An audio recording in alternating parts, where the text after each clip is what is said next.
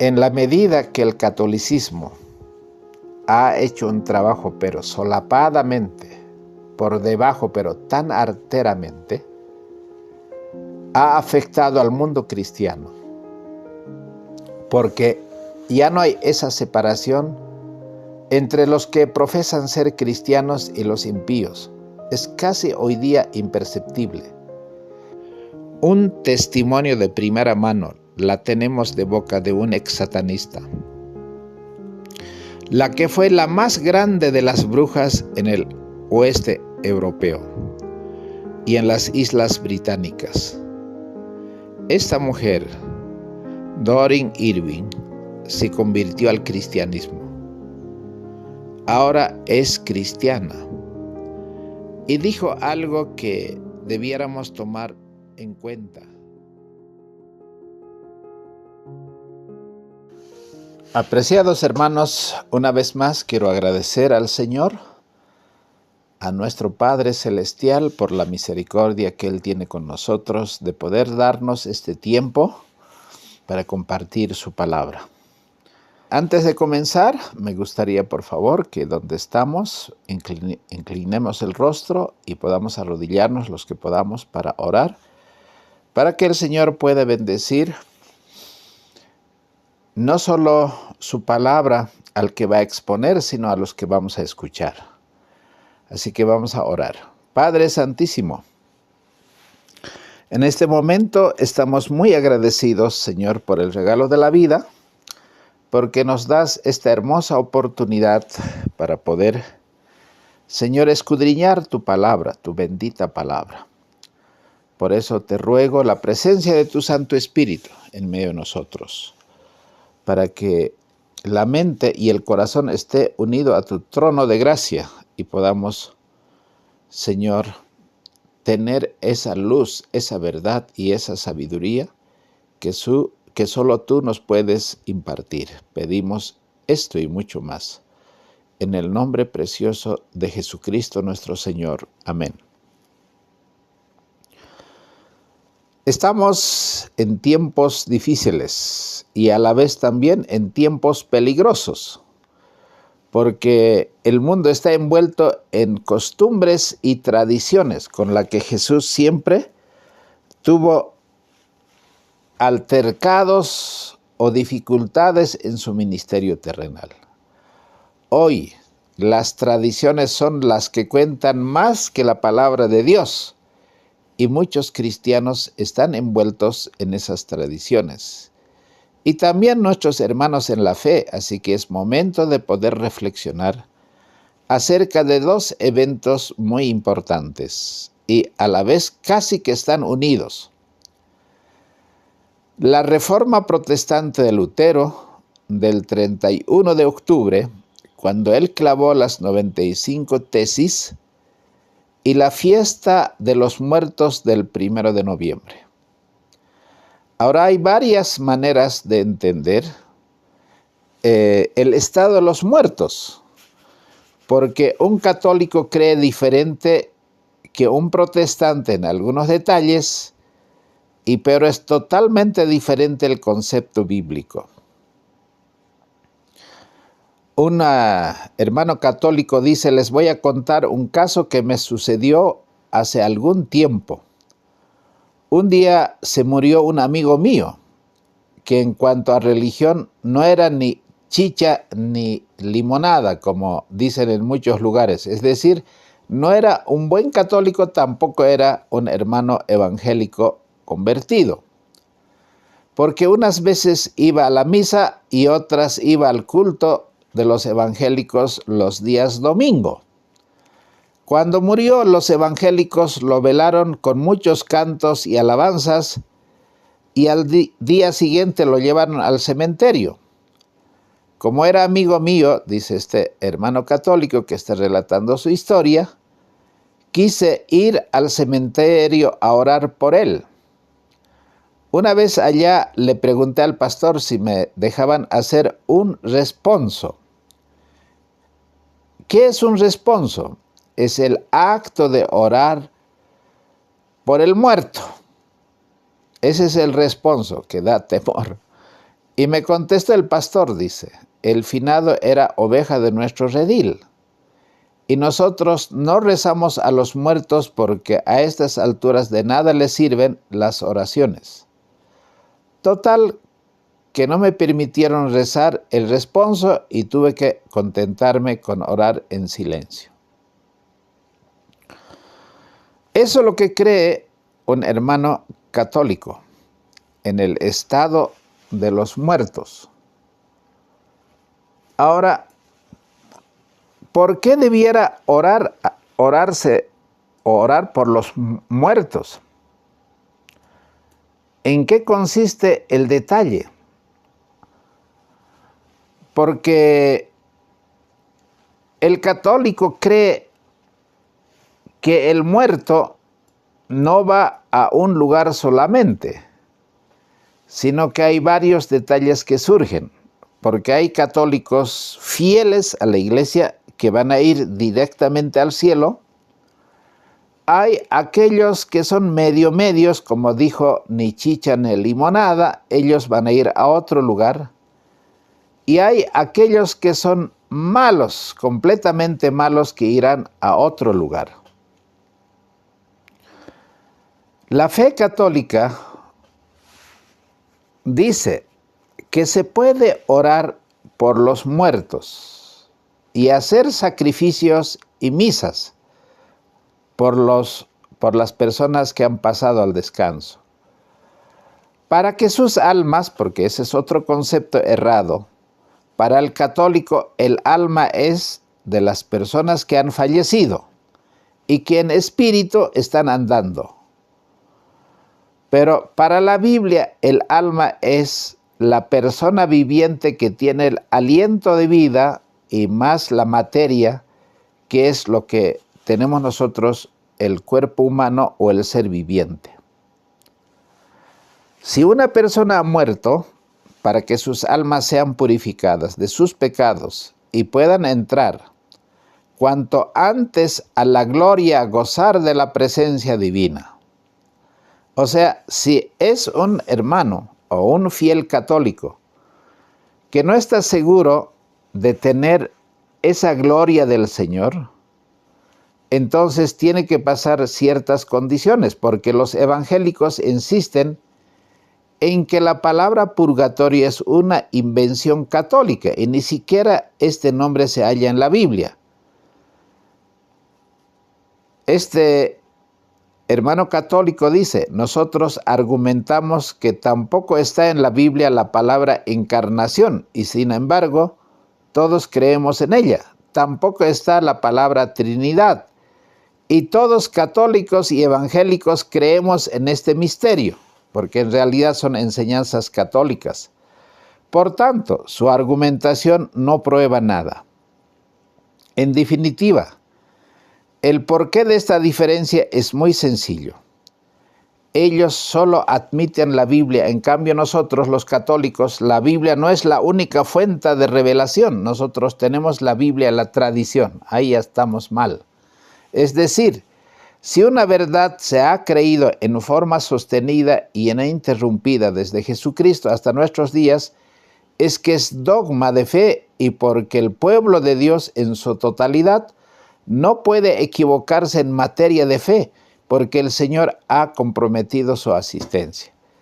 Es el mismo caso de la asunción de la Virgen a los cielos, ya entra en otros detalles. Ahora, la tradición católica remonta por qué hay purgatorio, por qué hay infierno, por qué hay cielo.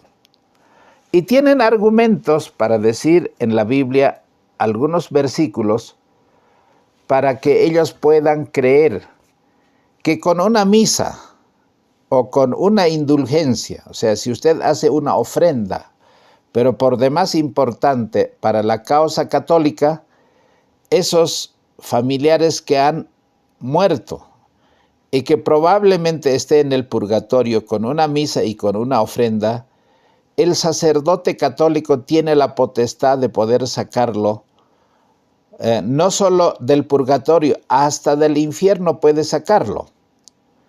Así que esa creencia vamos a ver ahora por qué no tiene un peso bíblico. Porque nosotros no creemos en la tradición, solo creemos en la escritura, como Lutero dijo ese 31 de octubre de 1517, cuando él clavó en la universidad, en la puerta de la Universidad de Wittenberg, esas 95 preguntas que quería que todos le respondan.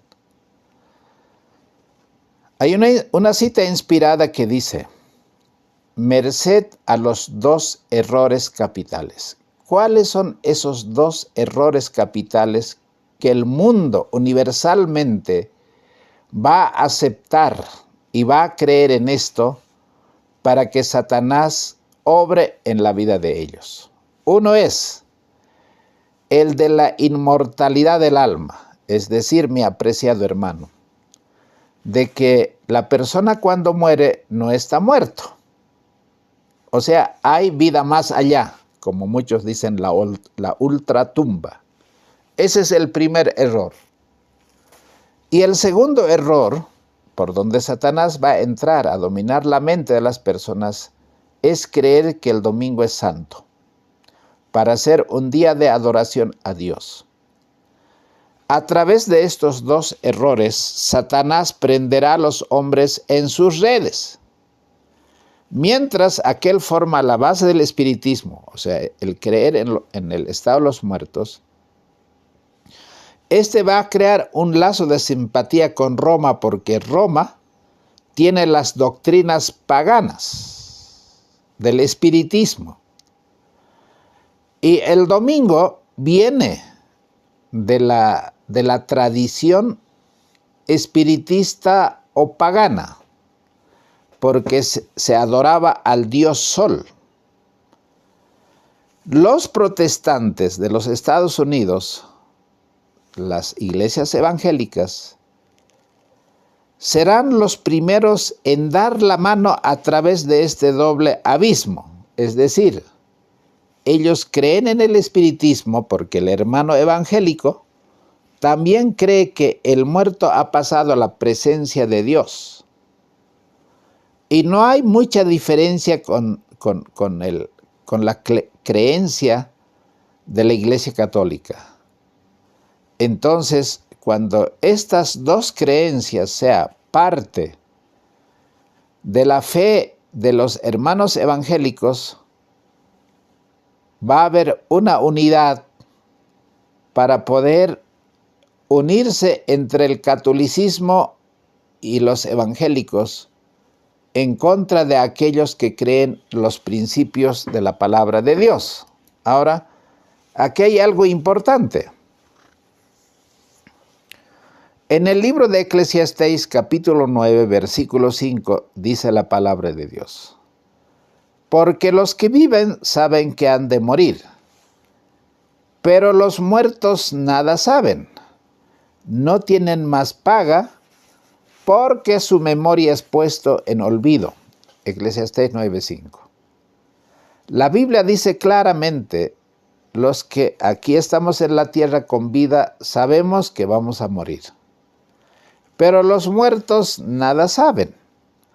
Ahora, ¿dónde el Señor mostró claramente esa enseñanza que Salomón registra aquí? Si ustedes van al Evangelio de San Juan, capítulo 11, ustedes van a ver en el relato casi de todo el capítulo la situación de Lázaro y la muerte. Jesús amaba a Lázaro porque era su amigo, pero un día Lázaro se enfermó. Y esa enfermedad le estaba llevando a la muerte. Entonces mandaron, como tenía dos hermanas, María y Marta, el encargo que tenía que llevarle a Jesús, porque Jesús estaba más o menos cerca para que viniese rápido, para poder ayudar a su amigo Lázaro. Pero Jesús, cuando recibió la noticia, a propósito, tardó 4 días en ir a ver a su amigo Lázaro. Y Jesús solamente dijo que nuestro amigo Lázaro duerme.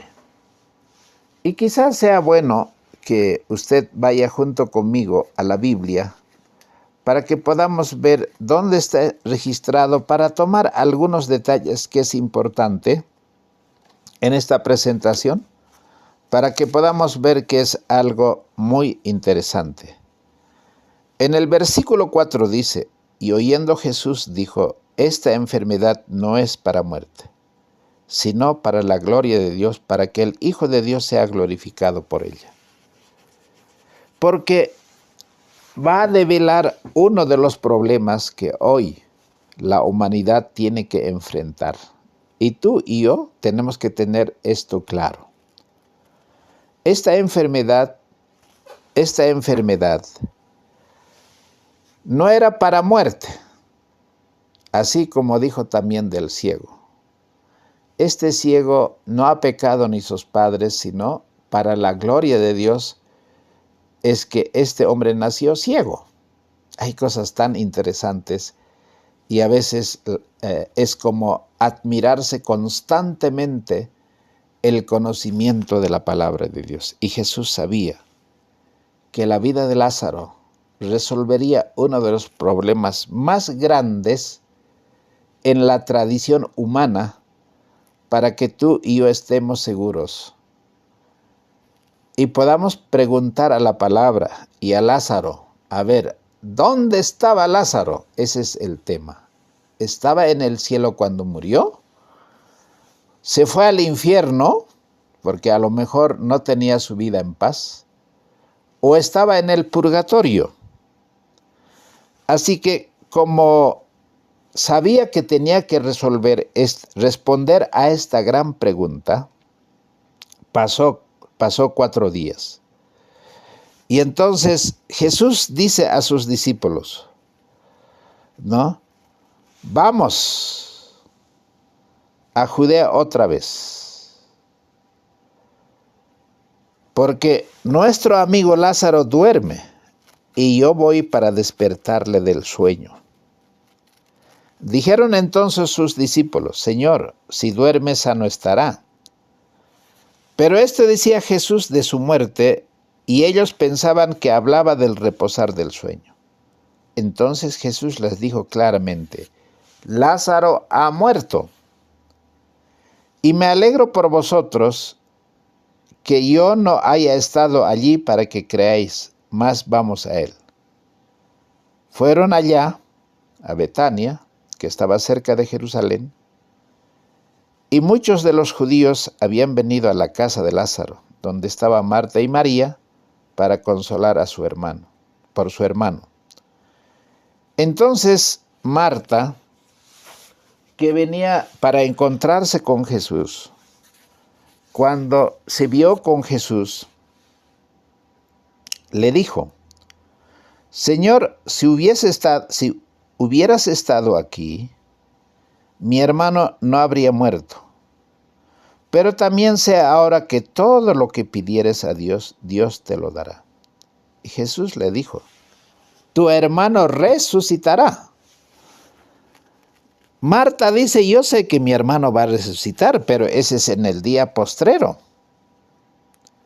Jesús le dice, yo soy la resurrección y la vida. El que cree en mí, aunque esté muerto, vivirá. Y todo aquel que vive y cree en mí no morirá eternamente. ¿Crees esto? Él le dijo, sí, yo creo. Así que llegaron al lugar, se encontraron con María, y María llorando, ese que le amaba a Jesús, Jesús también se puso a llorar. Qué escena más tierna. Qué amor de Dios. Y le dice, ¿dónde lo pusieron? Aquí está.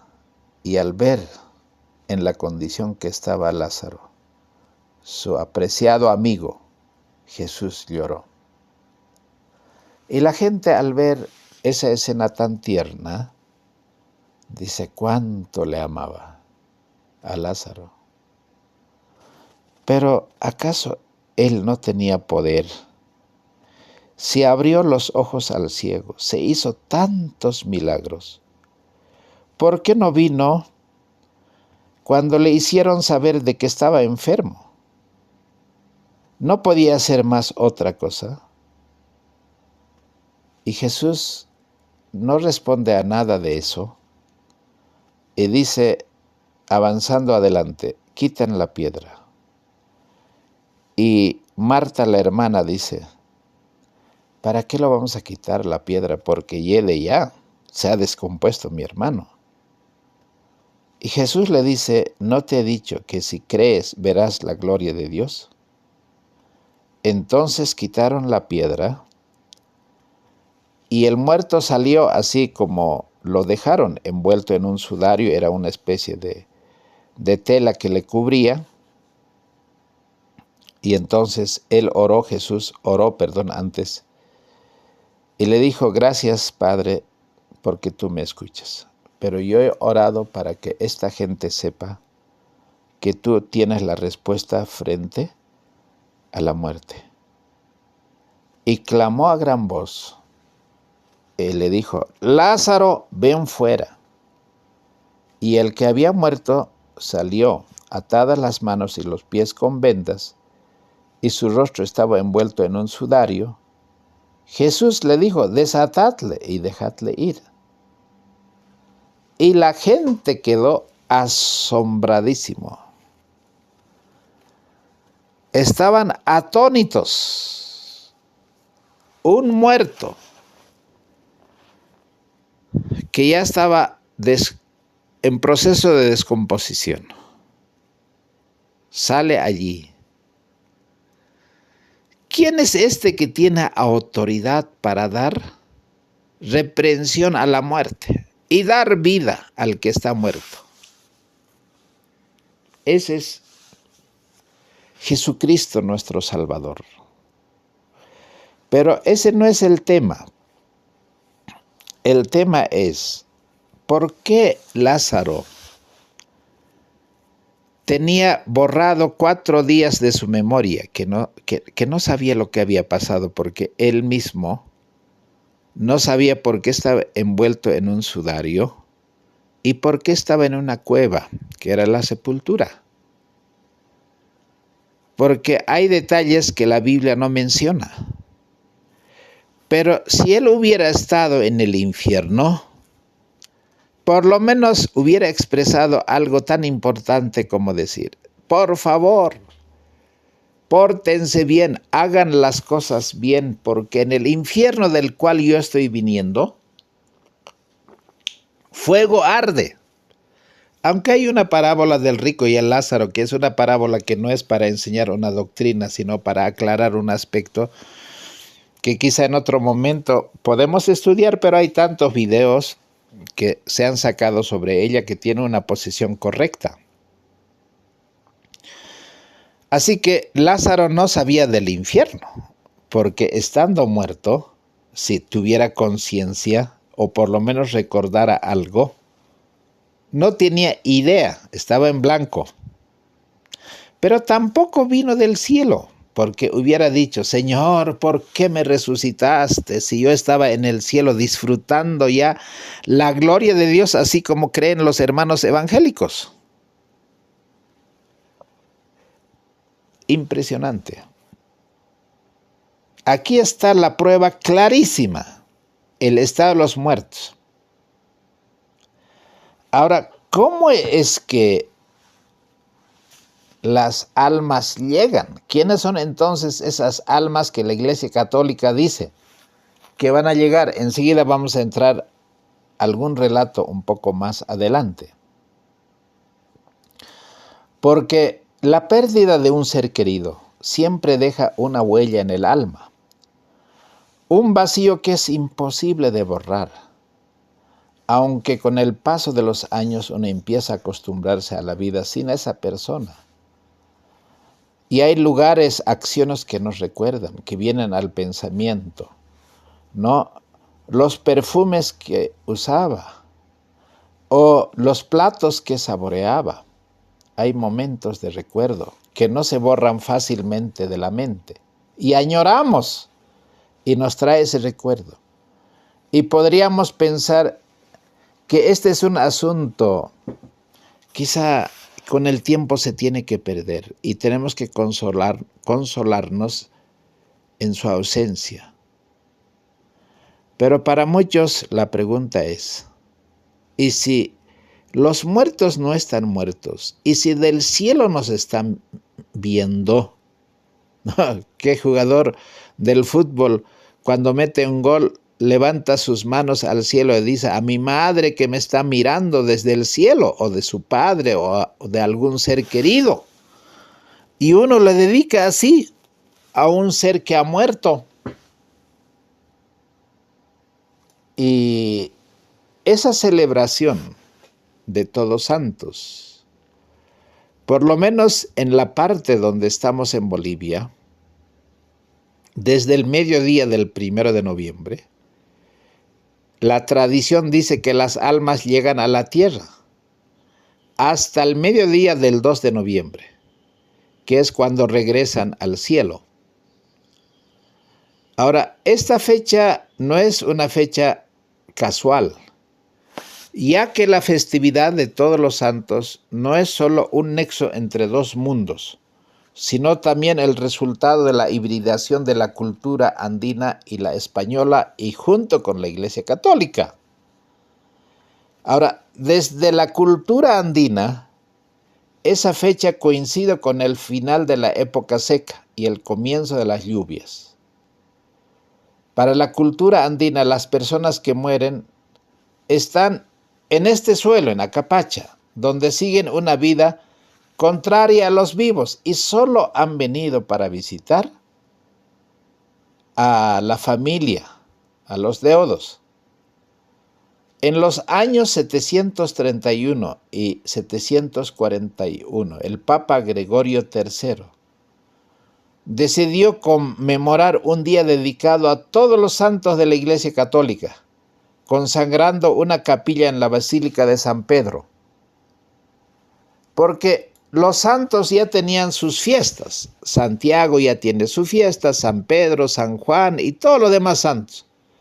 Pero si nos hubiéramos olvidado de algún santo, que de seguro que nos hemos olvidado y algunos ni se sabe su historia, para poder festejar a esos santos, vamos a separar un día la fiesta de Todos los Santos.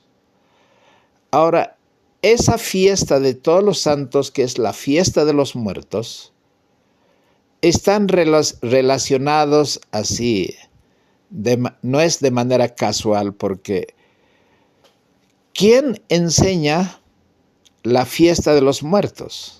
¿Quién es el autor de inspiración para hacer una fiesta? Porque sabemos que los papas eran siervos de Satanás.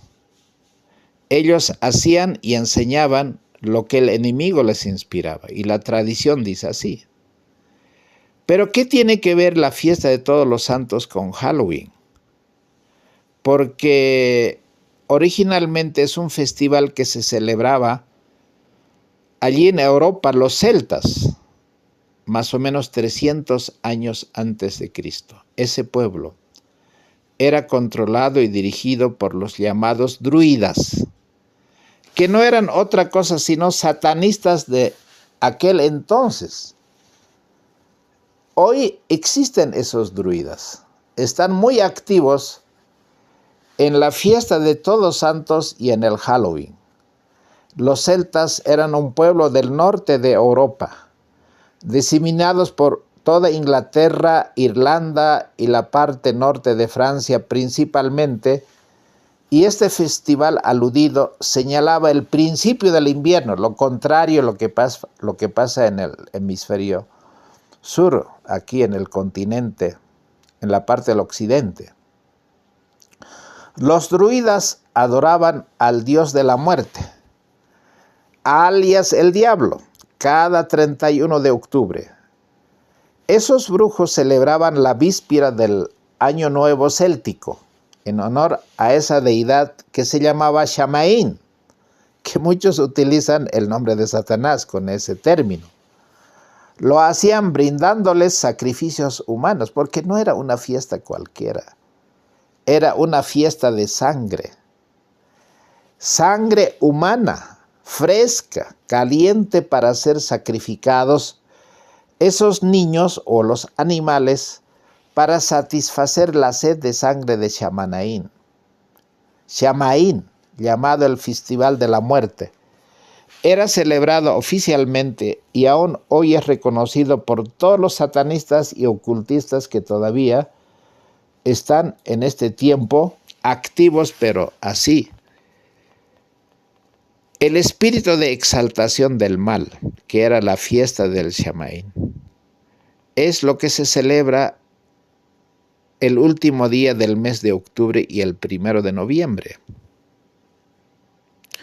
Al diablo le encanta hacer daño a través de lo aparentemente ingenuo y intrascendente. Es un hecho eminentemente comprobado que cada 31 de octubre por la noche se realizan actos satánicos con sacrificios humanos, sobre todo de bebés, violaciones de niños y adultos y de todo tipo de reuniones relacionadas con la exaltación del mal, donde la sangre es la ofrenda más deseada del mal, mientras los cristianos duermen. En vez de ponerse a orar e interceder contra toda esta falsa enseñanza y los ritos satánicos, permiten que sus hijos se disfracen como una especie de farándula. Están vestidos de esqueletos, de demonios, juegan al triste y lamentable trick or treat, truco o trato, que no era otra cosa originalmente que maldecir, matar y robar a la familia que no se prestaba a sus exigencias en la manera de celebrar la fiesta. Los druidas recorrían casa por casa del vecindario reclamando un niño o una virgen, y entre gritos desgarradores se consumía el sacrificio. Y las víctimas se les arrancaba la cabeza, y éste era clavado en una lanza. Otras eran quemadas vivas en las hogueras. Si la familia cumplía con la entrega, los druidas dejaban un gran nabo hueco con una vela encendida en su interior, para prevenir que los demonios entraran y mataran esa familia. A eso se le consideraba el trato. Pero si la familia se negaba, entonces esos brujos sanguinarios marcaban la puerta de la casa y esa noche Satanás tenía entrada libre para destruir a la familia, que sería el trick, es decir, el truco. Yo no entiendo mucho, pero vemos en cada país cómo la fiesta de Halloween ha retratado, pero con los más vivos colores, esas escenas tan dramáticas, pero tan odiosas, que solamente los satanistas pueden vamos a decir, disfrutar. Pero yo pienso que no solamente es un asunto de negocio. Todos los centros donde hay alguna venta de disfraces es el día más activo, donde seguramente se va a hacer mucho dinero con la condición de los muertos. Un testimonio de primera mano la tenemos de boca de un ex satanista, la que fue la más grande de las brujas en el oeste europeo y en las islas británicas. Esta mujer, Doreen Irving, se convirtió al cristianismo. Ahora es cristiana y dijo algo que debiéramos tomar en cuenta. Dijo lo siguiente: si los padres cristianos tuvieran alguna idea de lo que realmente es Halloween, ni siquiera mencionarían esa palabra frente a sus hijos, ya que todo lo que ella conlleva es muerte y miedo. Tremendo. Ahora, con el auge del catolicismo y la decisión del Papa Gregorio III de cambiar el Día de Todos los Santos del 13 de mayo que se celebraba anteriormente a la fecha que hemos mencionado, se trasladó al 1 de noviembre. Esta fiesta pagana comenzó a llamarse la Víspera de Todos los Santos, que del cual también la palabra pareciera derivar Halloween. Ahora, quisiéramos decir qué significa el triqui-trique de Halloween. Muchos creen que no tiene nada el satanismo. Pablo González Martínez, doctor en lingüística de la Universidad de la Ciudad de Nueva York, dijo: el trique es una adaptación fonética en el español que se traduce del inglés. Quiere decir golosina o travesura, porque en Estados Unidos los niños tradicionalmente piden dulces en Halloween, amenazando si no le dan que van a hacer una travesura. Ahora, ¿por qué esta fiesta de Navidad, de los muertos, Navidad es otra tradición, está relacionada con la protesta de Lutero del 31 de octubre? ¿Qué tenía que ver Lutero con esto? Porque Lutero era un hombre muy inteligente. Como se celebraba el Día de Todos Santos, Lutero dijo en 1517, ese 31 de octubre, mañana es la fiesta de Todos Santos. Y mañana va a estar lleno la gente allí en Wittenberg, en Alemania. Y como va a haber tanta gente, yo tengo que hacer esas 95 preguntas a todo el clero del catolicismo, a la crema innata de los que estarán allí, para que respondan con la Biblia, no con suposiciones o tradiciones y cosas parecidas. Lutero, que llegó a ser doctor en teología en esa universidad, donde se volvió un profesor tan respetado, a la vez era un pastor de la iglesia del Palacio. Lutero eligió el 31 de octubre porque antes del Día de Todos los Santos, como dijimos, en la iglesia del Palacio tendría la puerta abierta en la calle principal de la ciudad, un buen lugar para publicar una noticia al público. Lutero sabía que el siguiente día era 1 de noviembre, el Día de Todos los Santos, y que la iglesia estaría llena de congregantes. Muchos seguramente estarían presentes, gente educada, alfabetizados, y martillar los 95 tesis en la puerta equivalía a lo que hoy nosotros podríamos publicar un flyer, un banner, para que todo el mundo lea. Ese fue el motivo por qué Lutero escogió esa fecha tan importante. Porque existen muchas doctrinas que se asocian en esta tesis. Por ejemplo, la salvación por las obras. La Biblia no enseña la salvación por las obras, sino es por fe, por fe. Y la venta de las indulgencias, que era realmente, ese era el colmo de los males para Lutero, porque las indulgencias eran certificados comprados a la iglesia para pecar y para eximir de los pecados que tú cometieras de aquí en adelante. Y si tenías pecados en tu pasado, también podías borrarlo comprando esa indulgencia, que era una ofrenda, pero muy significativa. Y era una garantía de tu salvación y de tu perdón. El Papa León X hizo un llamado a la venta de las indulgencias en Alemania para recaudar fondos para construir la Capilla Sixtina. El Papa dijo que aquel que comprara estas indulgencias será eximido de todos sus pecados. Inclusive podían comprar esas indulgencias para familiares que quizá alguien supondría que no tenía una vida ordenada delante de Dios. Y cuando vieron algunos de los párrocos de Lutero comprando esas indulgencias, le preguntaron a Lutero sobre su validez. Y el alma de Lutero se enardeció. Y Lutero dijo, no se puede comprar la salvación a través de las indulgencias, ni haciendo caridad, ni haciendo peregrinajes, ni haciendo obra alguna de piedad y devoción. Él dijo que la salvación era un acto de Dios, dado por gracia a través de la fe en Cristo Jesús. El Señor ya proveyó nuestra salvación a través del nacimiento, vida y muerte, resurrección de Cristo. La salvación es nuestra a través de la fe y no a través de las obras.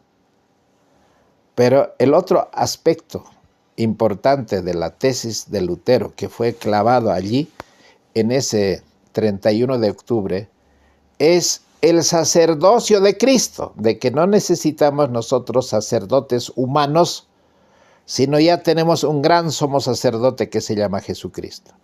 Y ya no necesitamos más sacrificios porque la sangre de Cristo, que es el que murió como un cordero, era la validez de nuestra salvación. Y la Biblia es únicamente la sola Biblia, la regla de fe. Todos esos puntos era lo que Lutero estaba allí presentando, pero así, para que la Iglesia Católica se reformara. Él no tenía la idea de que un día le sacarían, ¿cómo se dice? Lo excomulgarían a Lutero. Él no tenía idea, pero estaba dispuesto a enfrentar. Apreciados hermanos, en la medida que el catolicismo ha hecho un trabajo, pero solapadamente, por debajo, pero tan arteramente, ha afectado al mundo cristiano, porque ya no hay esa separación entre los que profesan ser cristianos y los impíos. Es casi hoy día imperceptible. Los miembros de las iglesias aman lo que el mundo ama y están listos para unirse con ellos. Satanás tiene resuelto unirlos en un solo cuerpo y de esta manera robustecer su causa, atrayéndolos a todos a las filas del espiritismo. Los papistas, que se jactan de sus milagros como signo cierto de que su iglesia es la verdadera, serán fácilmente engañados por este poder maravilloso, porque hoy día el mundo cree en los milagros, que hay un Cristo que llora, que en un árbol ha aparecido una luz blanca, o tantas historias que hay, y la gente va detrás de esos amuletos o de esos signos de milagro, y los protestantes también, porque alguien decía, ¿dónde calmó, dónde rebajó, por decir, el asunto de los milagros? Fue en la pandemia, porque muchos de los que hacían milagros también pasaron al descanso.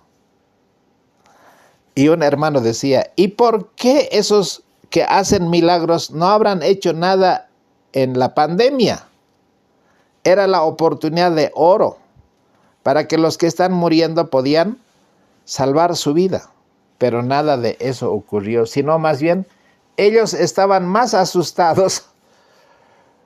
Y si realmente ellos fueran los que hacían milagros por el poder de Jesucristo, no tendrían que tener miedo, tendrían que haber enfrentado el problema. Y a veces el espiritismo, tan sofisticado es su engaño, que muchos hermanos no se dan cuenta que allí está la carnada, porque la fiesta de todos los santos va a ser un día de comer, de beber, de disfrutar de los placeres de la vida, de los licores. Y entonces se habrá hecho la fiesta a los muertos, un solo día, y nosotros diremos hasta el próximo año seguramente se van a despedir. Pero mucha gente habla de que han visto el alma era siempre la abuelita que murió, estaba allí en la mesa de los muertos donde se preparan. Yo no sé si en todos los lados es igual, pero preparan regalos para los muertos que van a visitar. Otros dan comida, otros dan otras cosas, pero en otros lugares esos son los dulces. Está mezclado entre Halloween y Todos Santos, pero la inspiración es del mismo Satanás para esas dos fiestas. Ahora, yo quisiera mostrarles quién es el que se disfraza de el muerto. ¿Por qué Lázaro no dijo nada del cielo, ni del infierno, ni del purgatorio? Y Lázaro murió otra vez y está en la misma condición que estaba en esos 4 días. Yo no recuerdo cuál de las guerras era que un soldado americano, estando en la guerra, creo que fue la guerra con Irak, que tenía un amigo que los dos estaban en la misma compañía y ellos estaban juntos preparándose para la guerra, para la batalla que ya estaba en el frente. Este soldado, ya estaban avisados ellos, preparados para salir a la pelea, para estar en el frente de la batalla.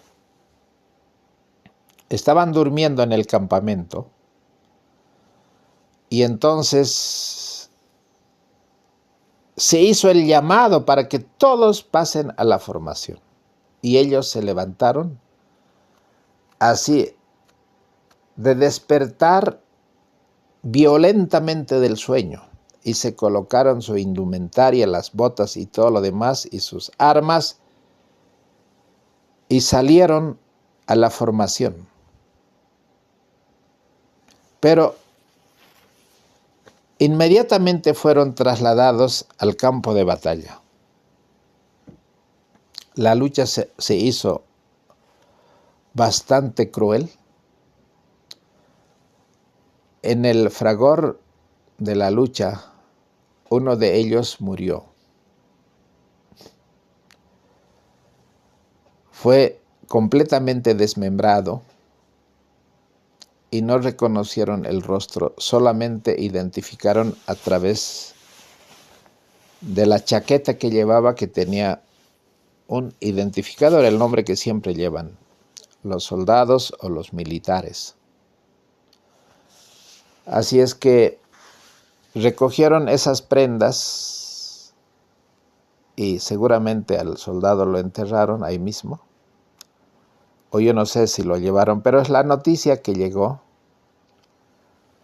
a la esposa, porque era casado, y entonces la mujer, cuando en Estados Unidos recibió la noticia, hizo duelo.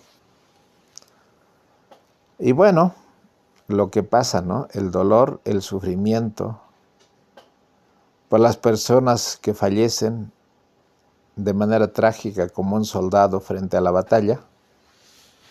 Hizo el duelo y al final tuvo que andar sola con una hija que tenía. Finalmente llegó a un problema la viuda. Necesitaba unos documentos que no la encontraba en toda la búsqueda que tuvo en la casa.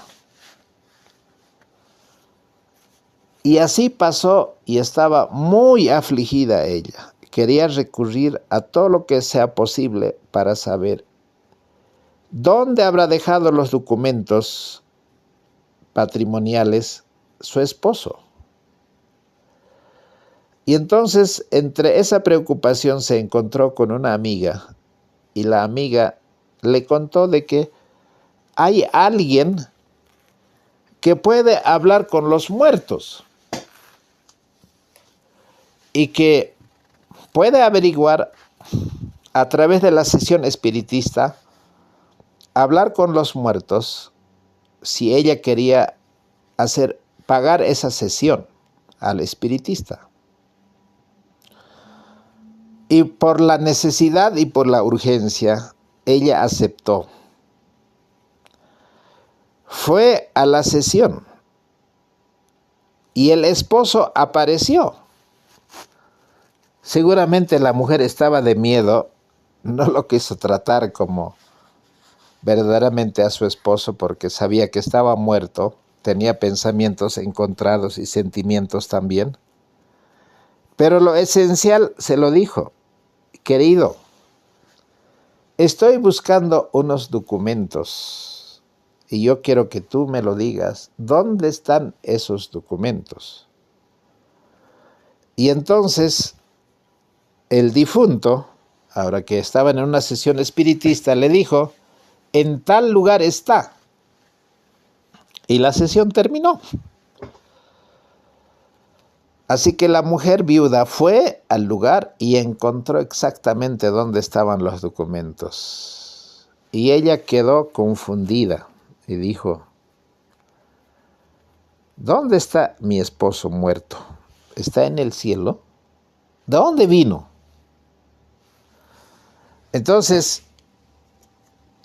después de un tiempo, a veces el engaño de Satanás parece perfecto, pero no lo es. Terminó la guerra y un día apareció el esposo a la puerta, con las maletas, con su uniforme, ya benemérito, y la esposa se espantó. No quiso ni siquiera hablar nada. Y la pregunta es, si este era el esposo de carne y hueso que estaba parado en la puerta, la mujer se preguntó, o la pregunta sería, ¿quién era entonces con la que habló esta mujer? El esposo verdadero, ahora de carne y hueso, le dijo: querida, ahí ya sé. ¿Por qué tú crees que yo estoy muerto? Porque en esa mañana o en esa noche, cuando llamaron a las filas, salimos tan apresurados y cometimos el error de que él se puso mi chaqueta y yo me puso de él, sin darnos cuenta ambos. Y el día que murió, pensaron que yo era el muerto por el asunto de la chaqueta. Así que le pasaron ese informe. Ahora la mujer estaba más confundida. ¿Quién era entonces con la que habló? Ese misterio, hermanos, podemos resolverla nosotros en el libro de 1 de Samuel, capítulo 28. Un hombre que rompió las barreras protectoras que Dios pone en la vida de sus hijos para que no ocurra ese engaño como el que ahora el rey Saúl tiene que enfrentar. Por tanto, por favor, vayan conmigo. En el capítulo 28 de 1 de Samuel, el versículo 3 dice: ya Samuel había muerto, y todo Israel había llorado su muerte, hicieron duelo. Ahora, Saúl, cuando quería, buscaba la dirección del profeta Samuel para ir a la guerra o no ir, pero muchas veces solo iba a recabar la información y hacía todo lo contrario. Ahora Saúl, sin la guía de un profeta, está frente a un peligro, porque están los filisteos y su corazón está temblando y Saúl no sabe qué hacer. ¿ir a la guerra o no ir? Así que oró al Señor y el Señor no le respondió, ni por sueños, ni por Urín, ni por profetas. Entonces Saúl dijo a sus criados, buscadme una pitonisa, como ese espiritista de Europa, ¿no? Que dijo la señora Irving, si supieran cuán peligroso es aceptar que los muertos no están muertos. Vamos a ver en este relato que cuando Saúl mandó a sus criados a buscar a la mujer pitonisa, quería preguntar si iba a ir a la guerra o no. Ahora, para ir a la sesión de la pitonisa, de la satanista, Saúl se disfrazó con otra ropa y con 2 hombres fueron a buscar a la mujer. Y la mujer pitonisa le preguntó, ¿qué quieres que yo haga? Y Saúl le dice, te ruego que me adivines por el espíritu de Pitón y me hagas subir a quien yo te dijere. Y la mujer le dijo, y aquí tú sabes lo que Saúl ha hecho, cómo ha quitado de la tierra a los que tienen espíritu de pitonisa y a los adivinos. ¿Por qué pues pones tropiezo en mi vida para hacerme morir? Entonces Saúl le juró por Jehová, diciendo, vive Jehová, que ningún mal te vendrá por esto. Y la mujer entonces dijo, ¿a quién quieres que te haga venir? Y entonces le dijo a Samuel. Tremendo, tremendo. Que hasta dónde un hombre que se desvía del Señor puede llegar.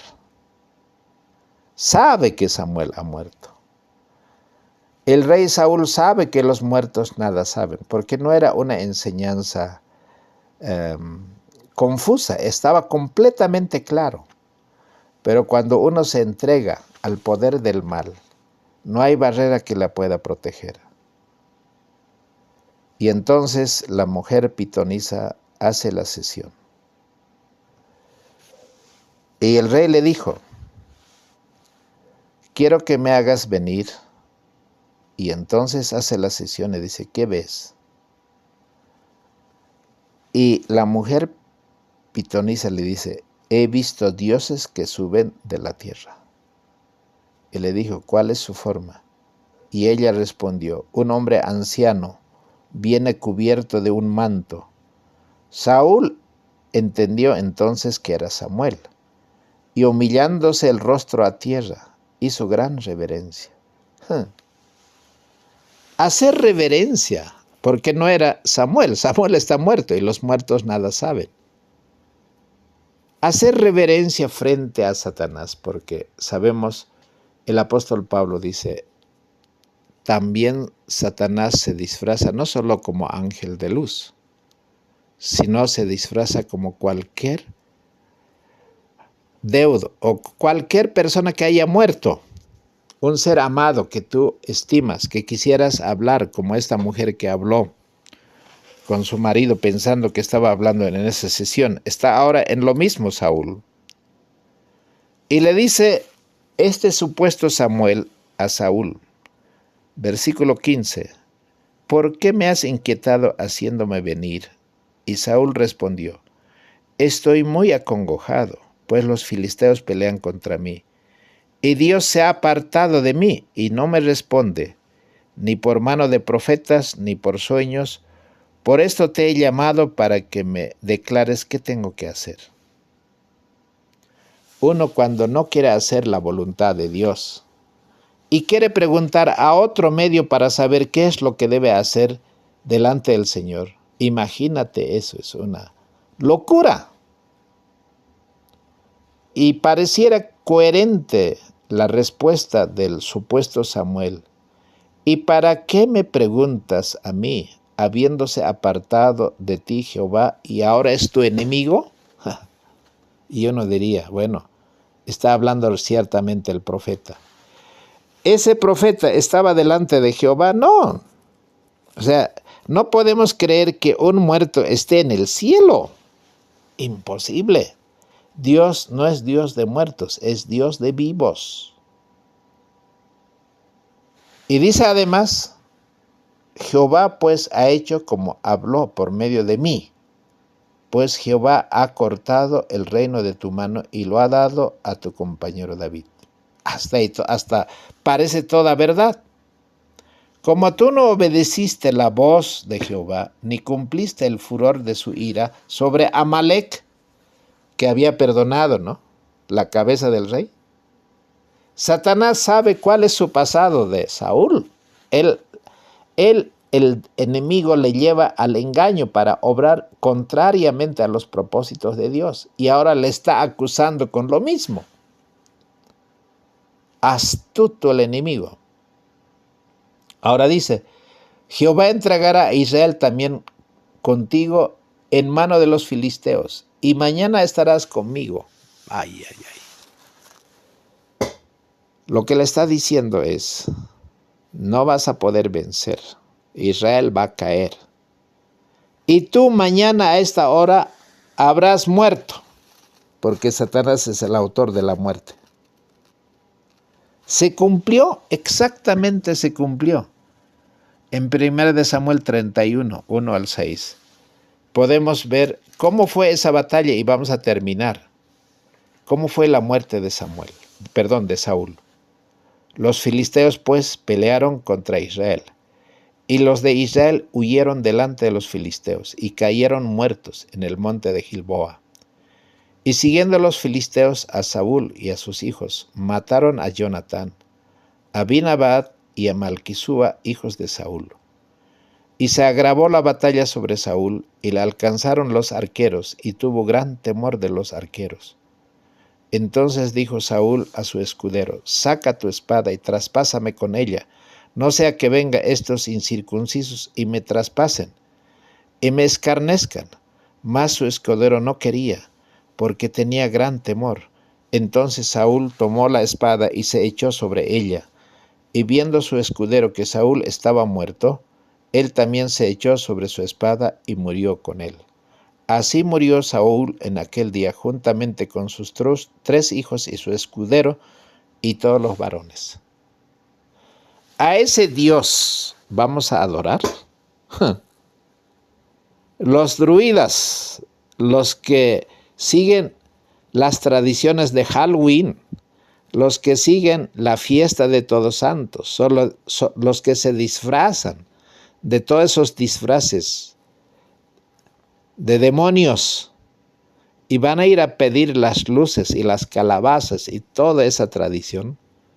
¿Podemos practicar nosotros? Como Lutero, nosotros debiéramos estar clavando la tesis allí en la puerta de nuestras iglesias para que por lo menos seamos protestantes y no meros imitadores del paganismo, del catolicismo, del engaño, de la mentira, de la falsedad. Que el Señor nos ayude a entender por qué los muertos nada saben. ¿Más ejemplos bíblicos quieren, hermanos? ¿Por qué no podemos aceptar la palabra de Dios y compartir este mensaje si tenemos familiares que todavía creen en estas cosas? Que el Señor nos bendiga, que el Señor nos ayude, porque el acto final será que Satanás mismo se disfrazará de Jesucristo y la mente se está predisponiendo para aceptar ese engaño fatal. Aparecerán los apóstoles, y para los que creen que los muertos están en el cielo será tan fácil. Hermanos, Dios no puede ser burlado. Todo lo que el hombre sembrare, eso también segará. Que Dios nos ayude a que en estas fiestas paganas seamos conscientes de lo que es Satanás capaz de hacer para pervertir la palabra de Dios y crear su propia doctrina de demonios que hoy la gente cree. Vamos a orar. Padre Santísimo, Te agradezco por compartir tu palabra porque eres maravilloso, Señor. No hay un Dios tan santo y tan grande como tú, digno de toda honra y alabanza. Señor, líbranos del engaño del maligno. Haz que nuestros pies no entren en ese camino nunca. Nuestro cuerpo, nuestra mente, solo te pertenece a ti, Padre. Gracias por tu Espíritu que habita en nosotros y que somos comprados con la sangre de Jesucristo, tu Hijo amado, que murió en la cruz, y hoy con esa sangre Él se presenta delante de ti para que esta plegaria pueda ser respondida conforme a tu voluntad. Bendice a tu pueblo y líbranos de todo engaño, de toda mentira, de todas las sofisterías que el enemigo ha presentado en este tiempo. Guárdanos, Señor, en el precioso nombre de Jesucristo nuestro Señor. Amén. Mis apreciados hermanos y amigos, gracias por haber compartido este mensaje. Les decimos, por favor, que no se olviden de poder compartir con otros hermanos que probablemente necesiten de este mensaje, y también pues haga uno me gusta y toca la campanita para que este mensaje pueda ser recomendado a través de este medio a muchas personas que pueden escuchar este mensaje. Necesitamos de vuestra ayuda a través de sus oraciones y también a través de compartir este mensaje. Que Dios les bendiga. Un abrazo en Cristo.